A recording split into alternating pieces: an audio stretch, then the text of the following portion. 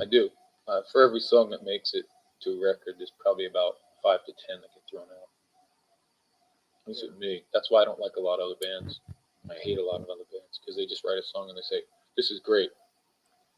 You know. So there is some serious merit to this idea that I don't think Glenn is exaggerating in the least. He's not speaking in any kind of hyperbole. I think the lost tracks of Danzig prove that in terms of like how many times they record when Death had no name.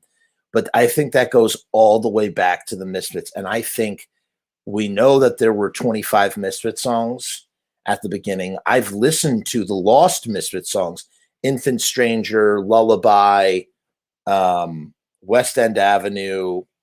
I guess it's not Harpies in the Night. It's a song called Drive Me, and Feline Nursery.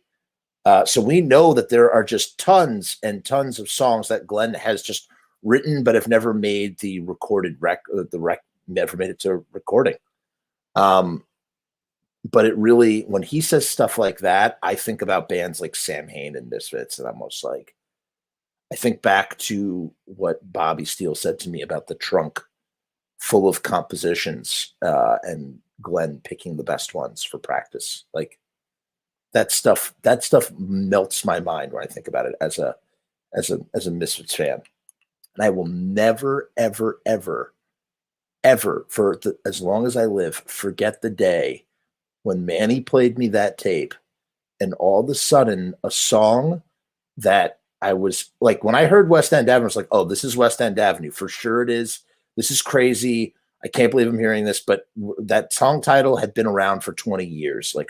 The internet had known about that song title for 20 years. So it wasn't that like, I mean, it was absolutely unreal, but it wasn't shocking in the same way that a song is playing and I go, Manny, what is that song? And he goes, oh, that's Infant Stranger.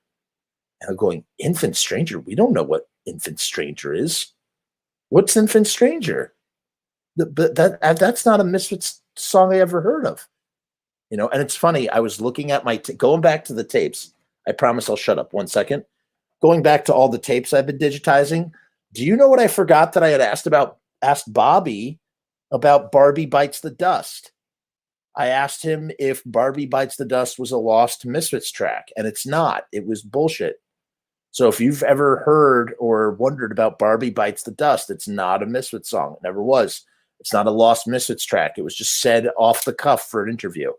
Totally forgot about that until I saw the tape. I can't tell you. There's probably so much cool stuff on these tapes. I can't wait to listen to them.